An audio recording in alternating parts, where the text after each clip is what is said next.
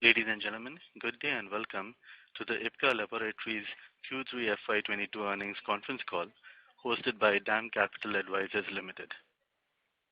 As a reminder, all participant lines will be in the listen-only mode and there will be an opportunity for you to ask questions after the presentation concludes. Should you need assistance during the conference call, please signal an operator by pressing star then 0 on your touch-tone phone. Please note that this conference is being recorded. I now hand the conference over to Mr. Nitin Agarwal from DAM Capital Advisors Limited. Thank you and over to you, sir. Thank you, Vivian. And good afternoon, everyone, and a very warm welcome to IPCA Labs Q3 FY22 post-earnings call hosted by DAM Capital Advisors Limited. On the call today, we have representing IPCA Labs management, Mr. A.K. Jain, Joint Managing Director, and Mr. Harish Kamath, Corporate Counsel and Company Secretary. I will hand over the call to Mr. Jain for the opening comments, and then we'll open for floor for question and answers. Mr. Jain, please go ahead, sir. Yeah. Thanks, Nitin and DAM Capital for organizing this call. Good afternoon to all participants, and thanks for taking out time and joining us for Q3 FY22 earnings call. Today's earnings call and discussions and answer given may include forward-looking statement based on our current business expectations.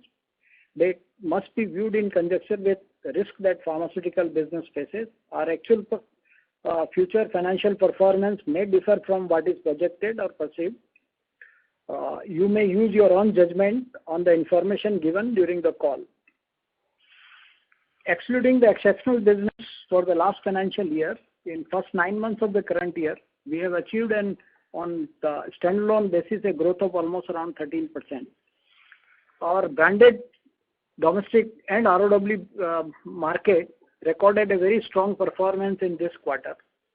API, institutional and generic business recorded a decline in the business in this quarter. Domestic formulation business delivered almost around 23% growth for the quarter, from 523 crore to around 645 crore for the quarter. Domestic API business delivered around 16% growth from 71 crore to 86 crore for the quarter. ROW promotional market formulation business recorded a growth of almost around 41% for the from rupees 78 crore to almost around 109 crore in this particular quarter. Overall generic business was around 179 crore as against 218 crore last year, a decline of almost around 17%. Institutional business also declined in this quarter to 59 crore from 139 crore last year, which also included, last year's figure also included certain kind of exceptional business of around 35 crore. And export API business is around 224 crore for the quarter as against 278 crore in last financial year. The generic business in UK is mainly impacted with much lower shipment to our distributors in UK. We have started our own distribution arm in that country. The building sustainable business now in UK will take some more time. Institutional business is impacted by the lower shipment in the quarter and exceptional business in last financial year in Q3. However, for full financial year, we are confident that we will achieve our guidelines of around 350 crore on institutional business. On API business for the quarter is mainly impacted because of two reasons. One was the current issue of azido impurity on sartans, which we have resolved now. We have filed the process and started production, but business stabilization will take some more time. Probably some business will get even impacted in Q4 FY22, but we expect that business should get normalized from the first quarter of next financial year. And the second reason was the exceptional business of hydroxychloroquine, chloroquine, what we had in last financial year, that has impacted this business. Overall, domestic business highlight is that most therapeutic areas have delivered very strong growth. In pain, we have for the quarter growth of almost around 22%. Cardio diabetes growth is around 14%. Antibacterials has almost around 20% growth for the quarter. Anti-malarial has significant growth in this quarter, around 34%, from 19 crore to 26 crore. Cough and cold was the therapy which industry and we both, everybody has grown very well in this quarter. Business from 24 crore has gone to 36 crore, almost around 51% kind of growth. Derma has also delivered around 32% growth, CNS 29% and urology 42%. So overall domestic business has delivered very good growth in this particular quarter. And in first 9 months of the current year, the domestic business has also recorded a significant growth overall. Overall, pain portfolio contributes almost around 48% now in the overall business. Cardio diabetes contributes almost around 17%. Antibacterials overall, in pie it has gone up to around 8%, 8 now.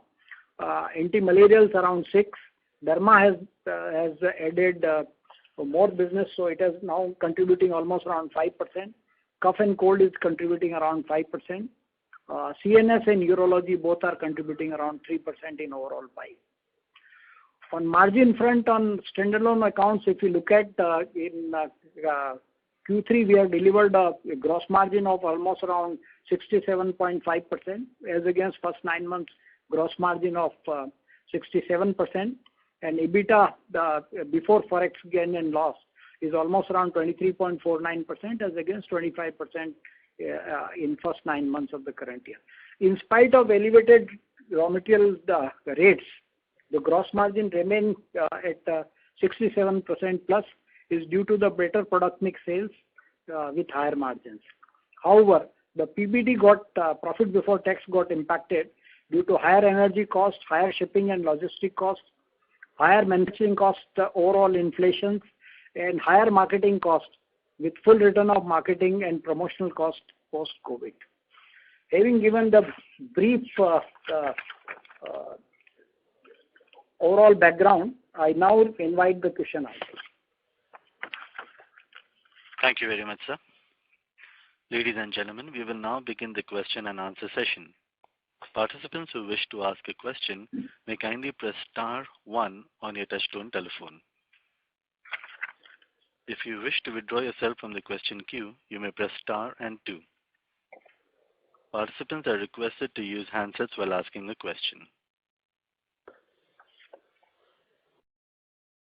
Ladies and gentlemen, we will wait for a moment while the question queue assembles.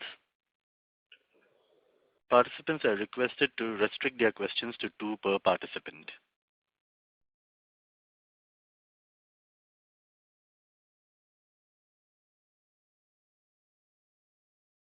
We have the first question from the line of Naresh Goswami from Sameeksha Capital. Kindly proceed. So, first question, what would be the reasonable growth guidance for FY23 for export formulation and export API business, considering the capacities and approvals which we have or which we are expecting over next week? And if you can break this up between generics, institutional and branded generics, it will help. I think overall for next financial year, we will give growth guidelines only after our budget exercise is currently going on. So after the budget exercise is complete, we will give after the fourth quarter rings around that time, we will give the guidelines of both overall revenue as well as on EBITDA front. As far as the fourth quarter is concerned, we are likely to grow around 20% in the fourth quarter on standalone basis. Okay, and as far as margin is concerned, you mentioned because of better mix, we are maintaining the margins. But I have 2-3 questions over here. One is, have you started taking price increases? And does this include the increase in freight and power cost as well? And how soon we can expect this margin to return back to a guided range of 25-26%? Let's say as far as the domestic market pricing is concerned, we are continuous basis whenever the month on which the prices are due to be taken, because the 12 months cycle need to be seen. You can't increase prices before that period is over. So you can increase only after the 12-month cycle is completed. So that we are on continuous basis we are taking the prices. As far as generics are concerned, pricing is a regular phenomenon depending on how the prices of APIs are behaving and negotiations with the buyers. But in this particular period, the price increase has been minimum because number one, Europe itself was getting impacted and there was higher inventories in the market and demand was slow. And therefore, the price increases, even of those API prices has gone up, price increases were not to that an extent. As far as API markets are concerned, the price increases are regularly taken only after the existing orders are serviced. But if you look at the material costs, trend-wise, if you look at, let's say, overall, the crude prices have gone up. Because of that, solvent prices are still continue to rise. So that's the one major cost continuously increasing. But as far as other material costs are concerned, more or less, I would say that they are not going down and they are not going up. More or less, it's the elevated level which we have seen in earlier quarter. That's a continuing. And what we are hearing from market and our talk with a lot of Chinese manufacturers and others, we see that little demand is going up because most players in the market has covered the requirements up to the first quarter of the next financial year because of a lot of uncertainties, Olympics, energy crisis in China and all that. So their demands are little going down. So it appears that probably from the first quarter or so, the prices, raw material prices trend may little come down. But solvent doesn't constitute much. It's only 10-15% of overall API cost. So that's rising. Another cost which is rising is paper, but that's all again a small part of overall cost. So I would see that overall, I think next financial year the overall prices trend may little come down. The prices of, let's say, on the antibacterials front is rising because of Pen-G shortage and Pen-G prices are still going up. But we are not getting impacted. So maybe cephalosporins and other all the beta-lactam products, the prices may go up. But we are not impacted because we are not a large player as far as antibacterials are concerned. Okay. So considering what all the scenarios which you mentioned, can we reasonably say that this quarter's margin have kind of bottom and it should trend upwards from here, or is it still difficult to assess that? If you look at overall gross margin levels, I think probably we would be remaining at the similar kind of level. I think we have achieved almost around 67% in current the quarter, and probably margin levels would remain at the similar level. But on expenditure front, yes, the costs are there is a significant amount of inflations are there, and the costs are everywhere rising. We have faced in this year your coal cost or maybe energy cost going up almost by around 55%, significant cost. Freight costs are more than doubled, so those logistic costs are significantly higher. We don't see it still that's coming down. Overall, all the chemicals for testing and others we buy, practically cost has gone up significantly. So those costs is also has gone up in this year by almost around 20 to 25%. So practically and marketing cost has returned back. All the costs are returned back because now in last financial year, half of the year people were sitting at home and we were paying them salaries. They were not working because of the COVID scenario.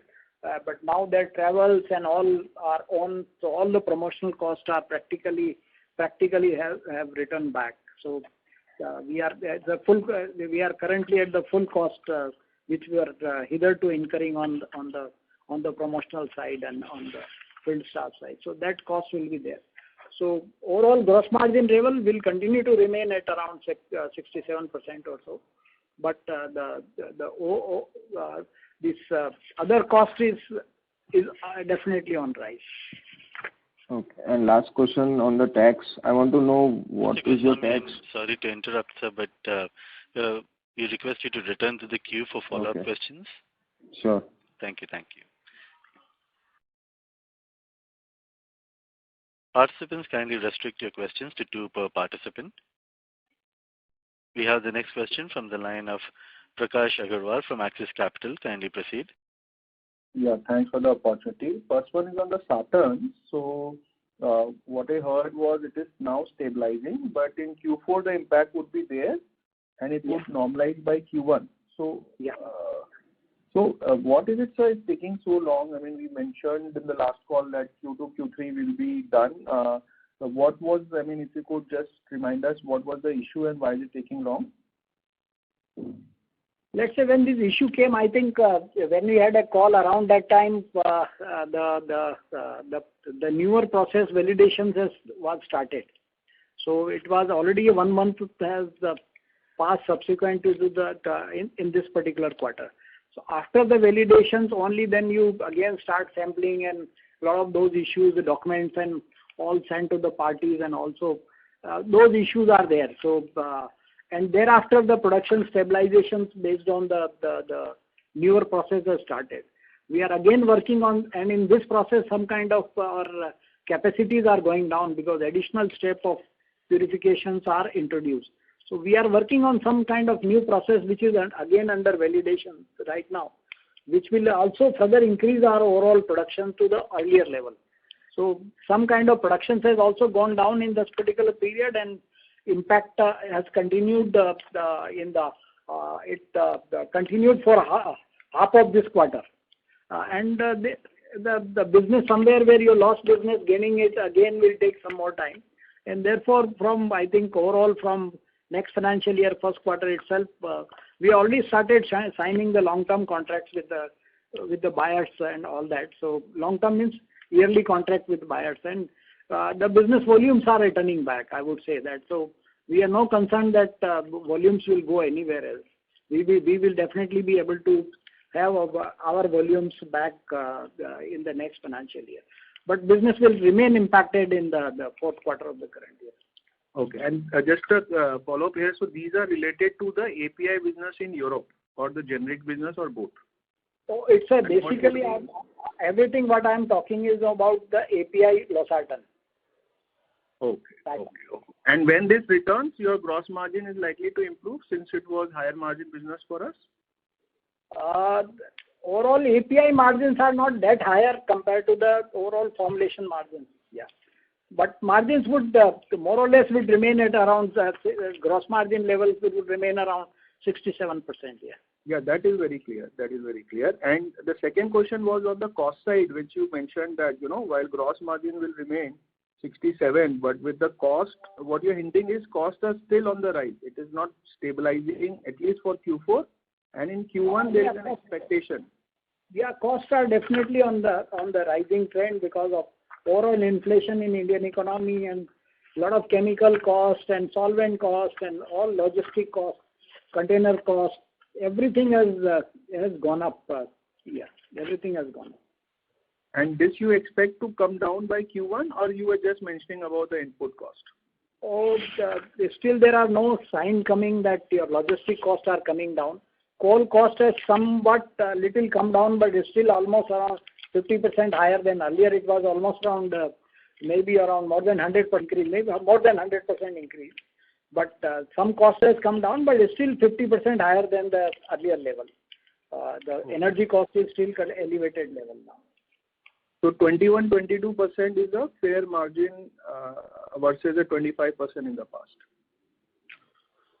I would give the guidelines for next financial year after the Q4. Yeah, very clear guidelines would be given. Okay, sir. Thank you and all the best. Thank you. We have a question from the line of Kunal Dhamesha from MK Global. Kindly proceed.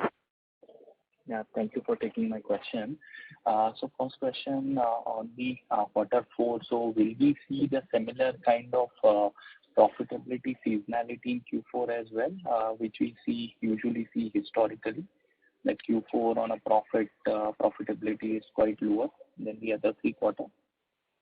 Let's say overall turnover in Q4 is normally down because let's say around if you see that our first quarter was almost around 1500 crore, close to that. Second quarter was close to 1400 crore. This quarter is around 1300 crore. I think Q4 numbers are normally lower because domestic business around that time that business is little lower. But domestic business growth in this year is very good, and it's continuing in the but overall numbers will be on a lower side. Let's say overall business in last financial year, if you see the Q4 numbers was on a lower side. Our business was almost around 1100 crore. So on that, we will have almost around growth of around 20% in the fourth quarter. Yeah. Sure. But this would remain lower than the Q1, Q2, Q3. Yeah. Sure. And on the India business, you suggested that in September, October time, we will take a lot of price increases. So, from a portfolio perspective, what proportion of India business we would have taken the price increases for this financial year?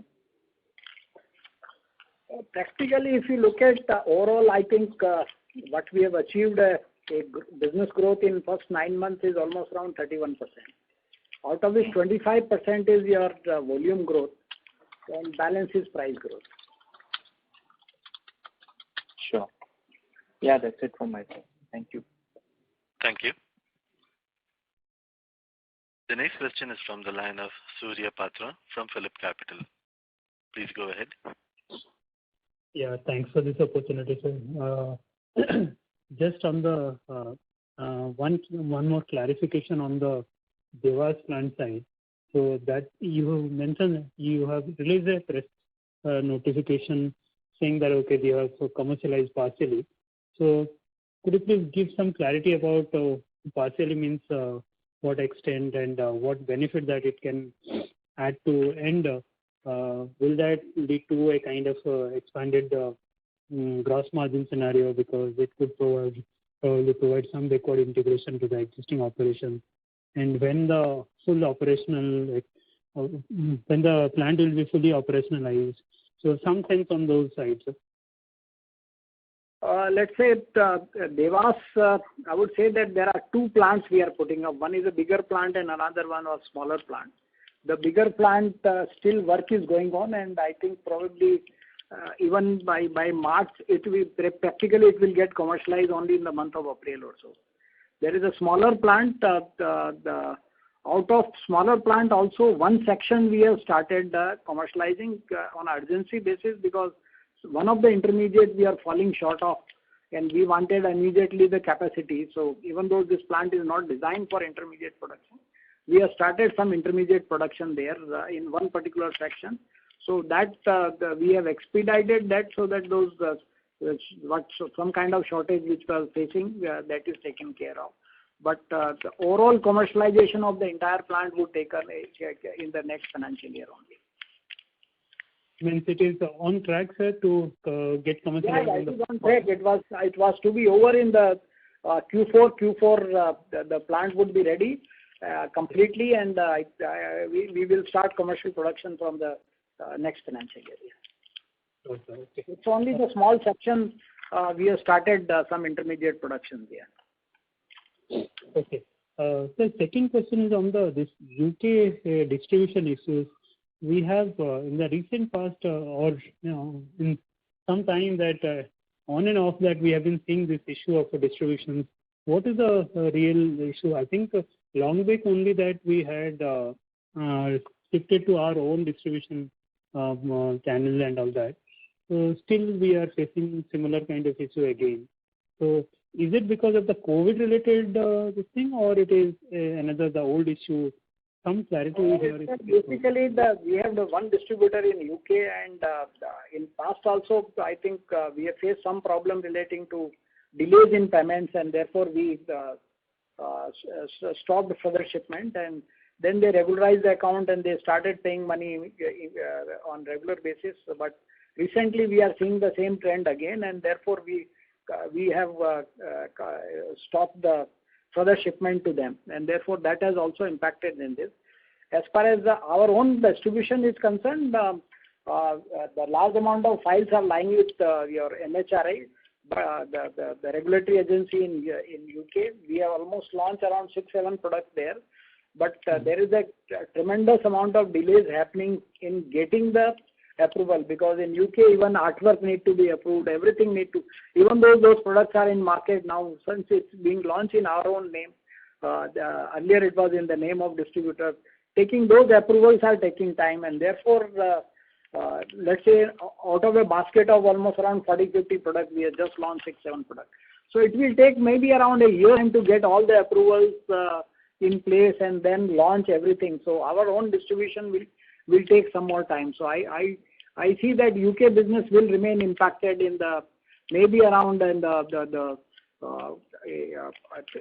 at least 3 to 4 quarters. This will remain impacted if the distributors to whom we were supplying, their payment positions and all doesn't improve and they start paying us in time, we will not make supplies to them.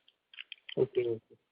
Just one on the subsidiary side, if you can give clarity, sir, about your subsidiaries, what is in the performance, and also during the quarter. Sorry. Subsidies wise, if you look at, we have overall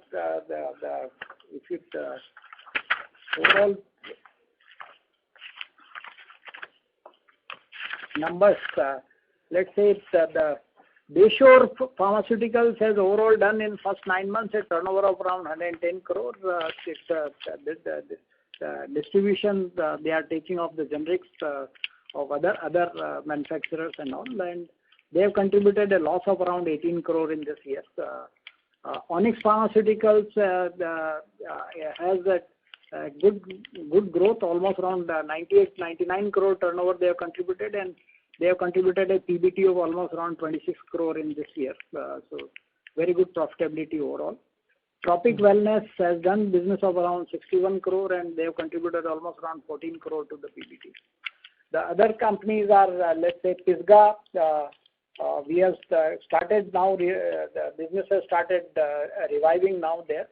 But overall in this year, they have contributed a loss of around 13 crore. Okay. Sure. Thank you, sir. Okay, thank you. Thank you. The next question is from the line of Swecha Jain from ANS Wealth. Kindly proceed. Hi, sir. Thanks for giving this opportunity. Am I audible, sir? Yeah, you are audible. Okay. So I have actually 2 questions about the recent acquisition that we, made in Lyka Labs. So my first question was, the company has LIFO facilities and we don't have it, right? So how do we plan to scale our LIFO business post this acquisition? And also, they have recently expanded their LIFO capacity. So what kind of turnover and margins, you think this company can do at a full capacity? That Lyka is a listed company, and I would not like to comment on our call on Lyka because I think. But yes, we have already started some kind of the capacity, the bottle debottlenecking and all that exercise is currently on. So so that will take some more time. As far as our plan was there to integrate those all products in our market where we are doing the branded promotions and all that and our hospital coverage in various countries. So all those registration mapping and filing registrations and that process is going on. So that will definitely give us advantage in terms of addressing various country tenders and also give the advantage in terms of the promoting those kind of injectables in our ROW markets and all. And their business itself will grow. So overall, that's the business plan. Yeah. So I have one more question regarding this acquisition. So it has high, the question was, the old promoters still have a significant stake. So what kind of management control, do we have or will we have over this company?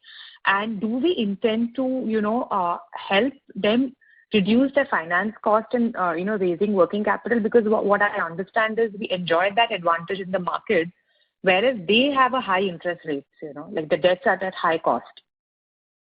So just wanted to understand our reasoning, Madam, these informations are already given in our offer document. Okay, so whatever their ARC borrowings were there, it was at a very high rate of interest.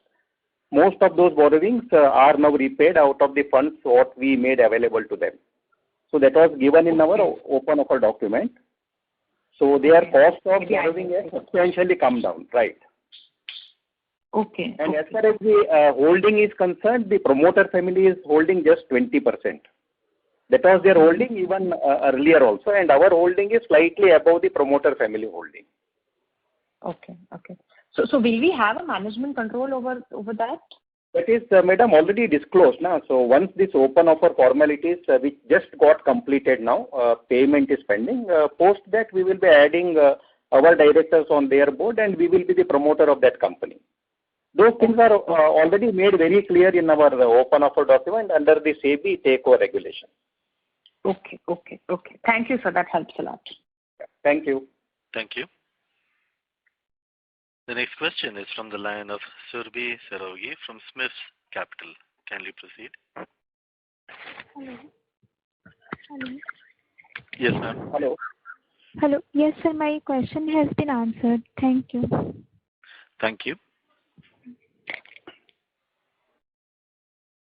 The next question is from the line of Sanjay Satpathy from Ampersand. Kindly proceed. Yeah, so I just want to clarify, did you give a guidance of 20% growth in revenue in Q4? Yeah, on a standalone basis. That is right. Okay. And so the second thing I wanted to ask you is that your domestic growth has been pretty strong and well ahead of industry and most other companies. Is it because of some the particular COVID-related factors or something, or it is something which is much more structural and can sustain for a fairly long time to come? See, we don't have any COVID-related product in our portfolio.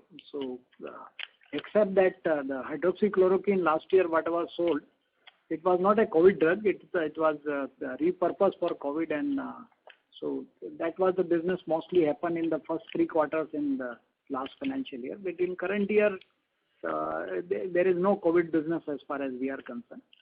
Overall, I would say that the whole for industry and for us also, your acute portfolio has done really very well in the current year because of high level of infections and cough and cold and so many other issues and post-COVID complications to the many peoples and all that. So that has also helped overall for the better growth of your domestic market. But as far as if you look at past 8-10 years, we have been continuously growing around 1.5 times the overall market growth. And that trend is perfectly continuing. And in current year, because of the overall very good overall seasonalities and our promotions, and that has definitely helped us in achieving much better growth. So in first 9 months of the current year, we have achieved almost around 31% kind of growth. And this quarter also, we had a significant growth of almost 23%. And overall, even the trend in the month of January was also significantly higher than what we have achieved overall up to now. So overall, let's say business in domestic is very good. But the market growth was also good. I would say that, and we expect that we will continue to beat the overall the pharma market growth by around 1.5 times. That's our future guidance. But what kind of overall pharma market growth would remain and all that, we will give the overall guidance only after the fourth quarter. So your guidance, your ability to grow at 1.5 times the industry growth will be driven by expansion of your product therapy targets, or it will be more of mining the same pain and all those categories in which we are already doing so well? Let's say by and large the business growth will come from the categories which we are already in. Like say 15 years back, 10, 15 years, 12 years back, we were nowhere in the scene as far as the ortho or pain management business is concerned. Today, almost around 48% of our business is coming from pain. We have built a lot of other therapies like derma, we have built urology, we have built ophthalmology, we are building up. So all those newer therapies, urology, we have built up. So those kind of therapies are now under built up, and we are further increasing in next financial year the some more divisions on cardiac side and on ortho side. To further accelerate the overall growth. Our overall alignment to the growth market is also very good. We have a very small part, maybe around 60-70 crore of portfolio which is on decline phase. The rest all are in the growth phase. So overall portfolio alignment to the growth market is also very good in our case. Thanks a lot, sir. And then we don't add too many products in the market. Our whole business philosophy is that to see that the product become big. So we don't keep on adding too many products. In a division, we hardly add a product in a year or some line extensions, if only as a service product. But we don't add too many products in the market because it's basically the market, India market is highly crowded.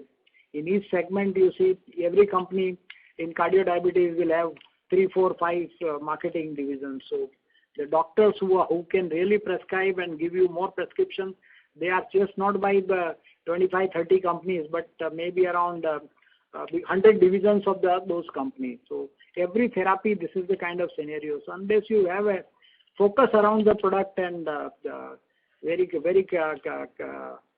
category your conversion plans and retention plan, it's very difficult to get the mind share of doctor and then prescriptions on that. So market is fiercely competitive and we have to remain focused. So we don't add too many products. Thanks, sir. Thank you. Participants, if you wish to ask a question, kindly press star 1. The next question is from the line of Naresh Goswami from Sameeksha Capital. Kindly proceed. So I want to ask about the cash outflow of tax this year and next year, not in terms of accounting tax which you have provided in the P&L, but the cash outflow percentage. Yeah, overall, if let's say we are a MAT company, and whatever MAT rate of tax is there, that is what is the cash outflow is there. But we are not opt for the newer rate of tax because still we have a lot of MAT credit still lying in the books of accounts, and some MAT credit is not in books of accounts because earlier we were not recognizing the MAT credit as such. So the overall we have currently, after filing the last financial year's return, I have almost around 365 crore of MAT credit still remaining in the books overall, which is credit is there. So probably when the next financial year also and a year thereafter, we would continue to remain in the MAT, and thereafter we will have to opt for a tax rate of 25% and plus surcharge. So that's the broad guidelines I can give you at this level. Currently, let's say provisions are made at the rate of I think 32-33% tax rates are there, out of which some credit are utilized out of MAT and tax payment is around 17-18% also.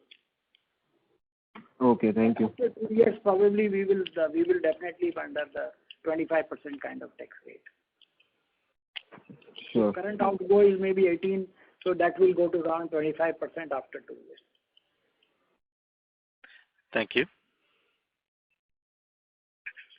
The next question is from the line of Nikhil from SIMPL. Kindly proceed. Yeah, hi. Am I audible? Yeah, Nikhil, you are audible. Yeah. Yeah, hi, sir. Just one question. On the promotional market, sir, if we look at it like for last 3-4 years, our sales has been in a band of 350 to 400 crores. How do you see the market evolving, and is it like for last 2 years has COVID been a big issue? COVID has been a big issue, but do you see the original growth rate of the market sustaining to what it was, or and any new markets which we are looking to enter? Nikhil, what this kind of business promotional market business get impacted by lot of factors. The country stability, the currency stability, that all impact. And last few years, even though we had a significant volume growth, overall the numbers has not your revenue numbers has not grown to that an extent, mainly because of CIS market. The ruble used to be around 33 to 35 level. It went up to 70, 75 level. The prices in that market has not gone up 100% or maybe more, because you can increase prices only to the extent of inflation there. So basically, that advantage got diluted. Had it ruble remained at around that level, probably the business would have been double and everything could have added to the margin. So that has not happened. But in the meantime, we were building the businesses in other geographies. Now, let's say French-speaking African markets are now becoming almost at par with the CIS market. So CIS business has not, in terms of overall your number, even though the quantity is just maybe more than double there, but in terms of your overall the revenue numbers has remained more or less at the similar kind of level. So we have been growing around 15% year on year on this therapy. In current year also, we expect that kind of growth, excluding the exceptional business in last financial year. But on hydroxychloroquine, chloroquine shipments to the various, all these commercial markets. So current year also the business growth in these markets around 15%, and for whole of the year we expect that kind of growth to be there. But excluding that kind of exceptional business what we had on chloroquine and hydroxychloroquine in last financial year. Okay. And secondly, on the subsidiaries, sir, the number which you gave, just want to understand, because if I separate the console and the standalone, a large part of the impact has been because of the subsidiary. So any way where we are thinking of controlling the cost, because sales growth for last even for 9 months, if we see the sales growth has been pretty good, but the cost has been significantly impacted. So anything which you are thinking, or is this the kind of performance will sustain? The current financial year, the cost has definitely moved up, and it cannot be compared with last year, because last year there was hardly any kind of promotional cost were there. And manufacturing cost, because of overall inflations and energy cost and overall lot of external factors, shipping cost and all that has gone up. Margins could have improved significantly, but material cost this year has significantly gone up. Rates have significantly gone up. In spite of that, we could maintain the overall gross margin levels is only because of on continuous basis reviewing the prices in the market, and wherever the cost has gone up, we have tried to see that how do we take the price increases and those kind of things. So overall,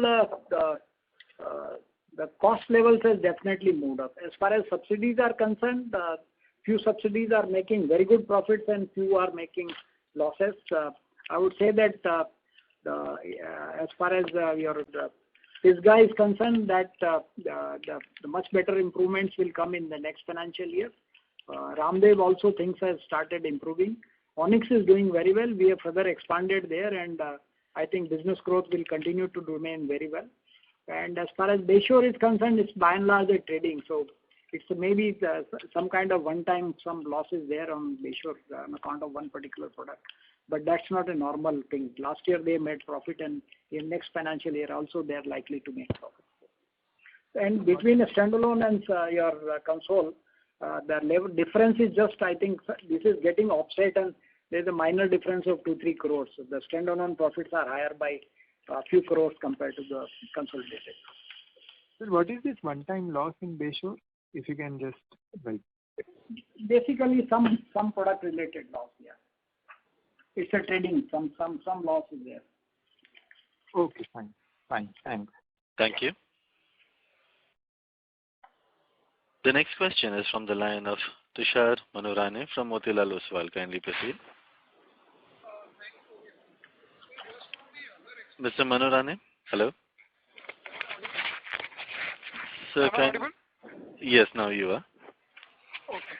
Thanks for the opportunity. Sir, just on the other expenses, which has been higher both quarter-over-quarter and year-over-year, and considering the logistics cost remaining at the elevated level.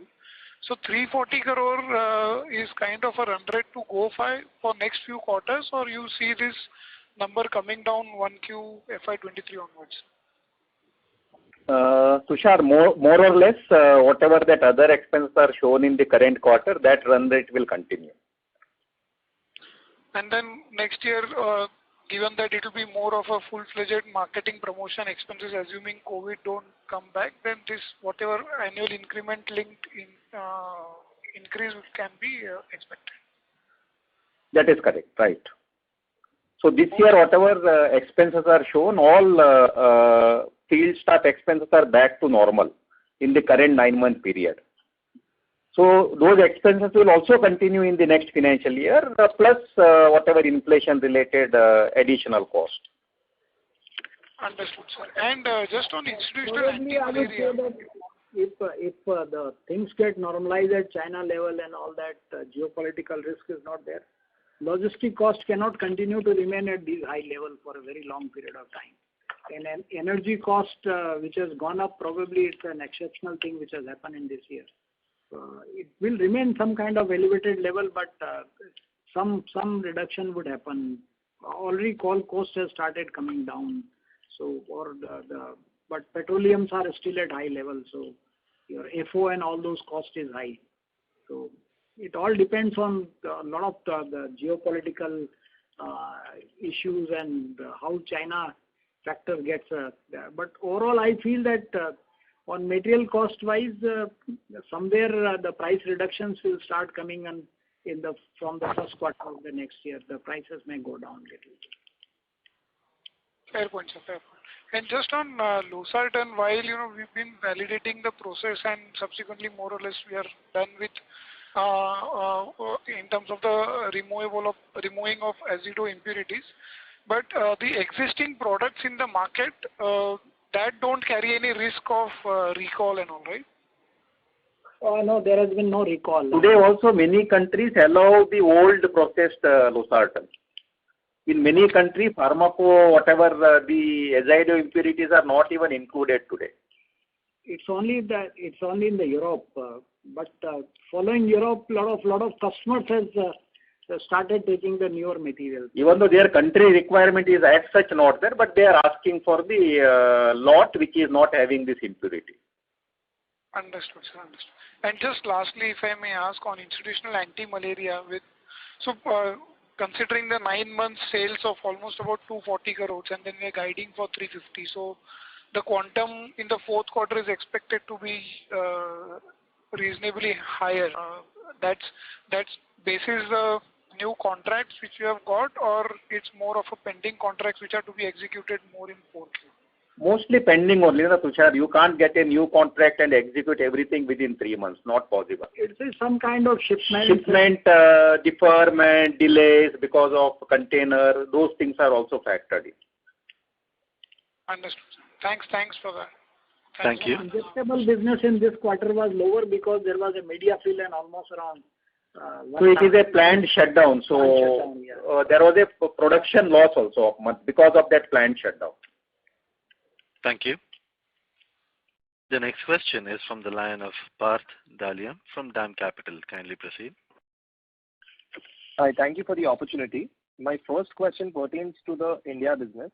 Could you share some light on the growth of our domestic business for the next financial year, given the high base for the company? Mr. Jain has already informed during our next quarter Concall, we will give guidance for the next financial year. So as far as this financial year and the last quarter of this financial year is concerned, the guidance is already given. Okay, thank you. And the second question would be on the NLEM share and the price hike. So what is the current share of our India sales that falls under the price control? About 25%. And whatever price increase will come because of this price index growth, every company for that matter will take that kind of a price increase, and we will also take from 1st April. Okay. Our calculation suggests that we may get around over 50 crore kind of price rise on NLEM products from 1st of April. Okay. That's all from my side. Thank you. Thank you. The next question is from the line of Sayan Mukherjee from Nomura. Kindly go ahead. Yeah, thank you. Sir, on the domestic market, what is the MR strength that you have and expansion plans, if you can talk about? We have currently around 5,000 MRs, and probably the 3 more divisions we are adding. So next year, the overall expansion may be around 700 to 800 more people here. Okay. And sir, this expansion is primarily sort of aimed at reaching more doctors and more geographies. That seems to be the focus, right, sir? Let's say ortho, the rheumatoid arthritis and osteoarthritis and all the same segment is our focus area, and we have a significant share and leadership there. We want to further fortify that, and therefore we are adding one more division on ortho side. So that's the one particular step we are taking. And on cardiovascular front also, the CTD range is doing very well, and I think CTD brand, with that brand almost reaching around 130 crore in current year, with our reach is increasing with the cardiologist and overall in that market, and therefore to encase that we are further we are adding people, and also at a high-end cardiology we are adding another division which will have a lesser number of people. So there are two divisions are being added on cardio diabetes side and one in ortho side. So that will be the expansion in next year. So the overall range from 5,000 currently may go up to around 5,700 or 5,800. Right. So the growth that you are witnessing, I mean, I'm just wondering if it is possible to sort of split out like how much of it is coming from, let's say, new prescriptions that you're generating from new doctors, versus higher prescriptions from existing doctors. I think practically everywhere 80-20 principles works. So that 20% of doctors will give 80% of prescription. What is our focus remain is we try to convert one product prescriber into 2 product prescriber, 2 into 3, 3 into 4. But the major business what you get is from the core doctors. If I get Zerodol prescription from ortho, that has much more value compared to Zerodol prescription from a GP, because ortho can write, if he's writing my product, he can write 25 prescription compared to GP writing 1 prescription. So whole focus is on core. So whether it's a cardiology or all. So it's not it doesn't matter that if more number of doctors prescribing compared to that, if a core doctor prescribes, your business multiplier effect is much more. So our focus is around core. All right. So would you say that 80% of your, let's say, Zerodol prescription would be coming from ortho specialists? Let's say Zerodol is covered by various specialties. Ortho is one of them, and ortho is the major prescribers. Dental is there, ENT is there. So practically, and even in GP, Zerodol, even consulting physicians, because the people with low back pain kind of issues or maybe the soft tissue pain problems and all will not reach to ortho. So each product wise in that also there is a sub-segmentations are there. So maybe on those kind of product, consulting physicians becomes a major prescriber. So it's all depend on each product offering and who are the core for that particular product offering. Right. And so just one more question. Strategically, you seem to be sort of developing, strong relationships with, some of these specialists. So why not launch more products? I mean, you mentioned that you're very selective in the product you launch. So how do you leverage these relationships, either through acquisition or your own launches? Any thoughts there to sort of, go beyond like 2 or 3 big brands which are anyway doing very well for you? We leverage relationship like say ortho, we have built a very strong relationship, and there is a limitation to add the products in the existing divisions, and therefore we are starting a new divisions. And new divisions will have a faster success rate because of existing relationships. Similarly, we are building a very strong franchisee now in cardiac, so we are now leveraging that through adding the more divisions so that, but we will continue to remain focused on the products because market is fiercely competitive. You can't relax. Otherwise, you will also start losing the existing businesses because if you go and talk of 10 products to doctors, he may not remember one. It's very difficult because it's he is also hard pressed and that there are n number of reps chasing to a prescriber. So if you are focused, then you get a good amount of prescriptions. Yeah. And then you keep on converting one product prescriber to two product to three product, 5 product, 6 product prescriber. And that's how you start gaining the significant amount of businesses. So then those kind of doctors becomes a core doctors to you. So then we monitor each core doctors who are writing for us, that no visit should be missed, and we continuously guide them that okay, which are the product to be prescribed to them. So and all those kind of things are continuously monitored. Each doctor wise they are monitored by the company. Okay. So just one question, Mr. if I can Mukherjee, ask. I'm sorry to interrupt, sir. Okay, I'll join back. The queue. Yeah. Sure. Yeah. Thank you. The next question is from the line of Vinod K, an individual investor. Kindly proceed. Hi, sir. Thanks for the opportunity. My question is regarding your recent investment in company called IPCA Lab.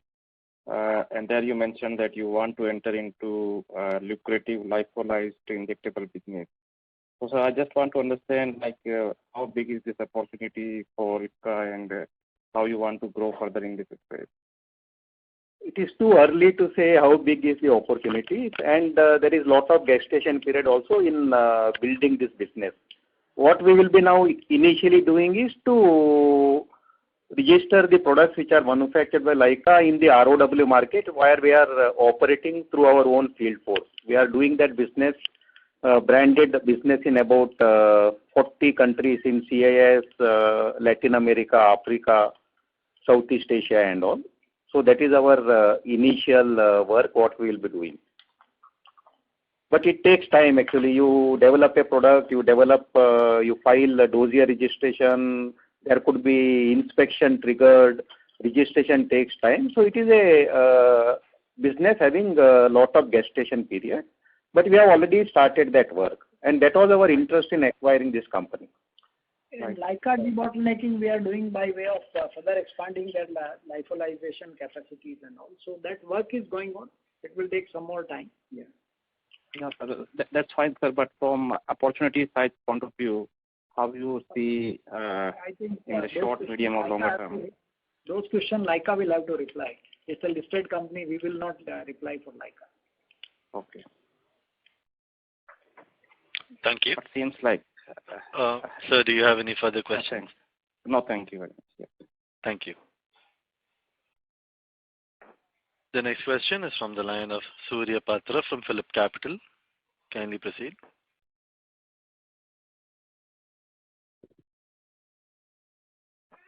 Hello, Surya Patra.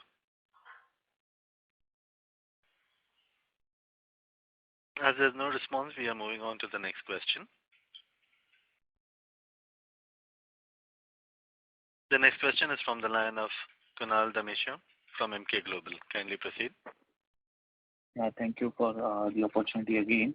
So just one clarity on the MAT credit. So, sir, you mentioned that we have 360 crore MAT credit till the last income tax filing. So I believe that for FY22 we'll be using roughly 180 crore out of that, and then for FY23 would be 180 crore utilization, right? Roughly 15% of our PBT in each of the years.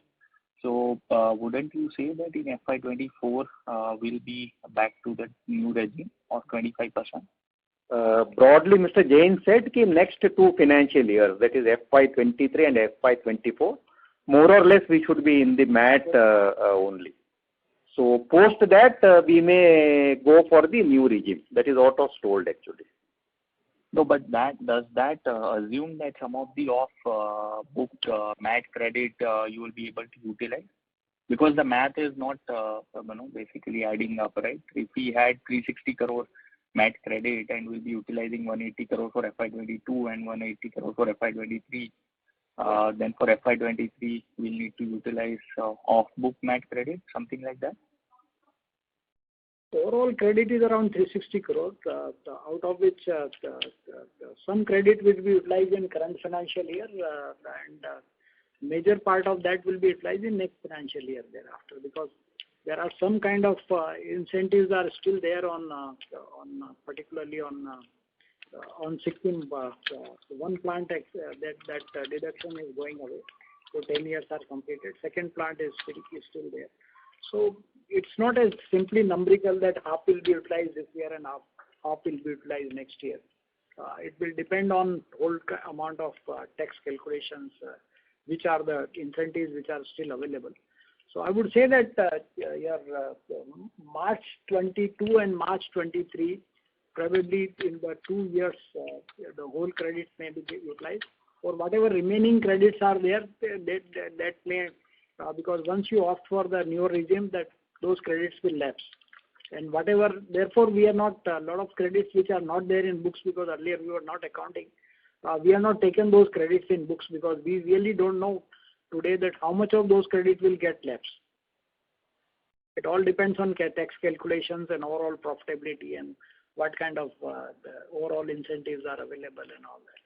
So, but definitely I think your current year as well as next year we are on MAT, and thereafter even if there are credits left and which is small credits, probably that will lapse because once you are opting for new tax regime, neither you can have incentive nor you can have utilize the past credit.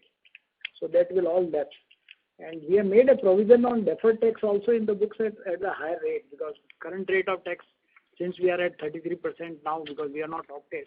So some kind of those deferred tax credit will also get reversed in books, and that figure may be around 80-90 crore or so. That deferred tax liability will get reversed. I don't have right now the exact calculation, but broadly I'm telling you right now. These are the numbers. Oh. Okay, sure. Yeah, thank you. Thank you for that clarification. Thank you. Ladies and gentlemen, that was the last question. I would now like to hand the floor over to the management for closing comments. Boss, we have already, whatever questions were asked, we have already answered. I don't think there is anything further to add to what we said. Thank you so much. Thank you very much, sir. Thank you. Yeah. Ladies and gentlemen, on behalf of DAM Capital Advisors Limited, that concludes this conference.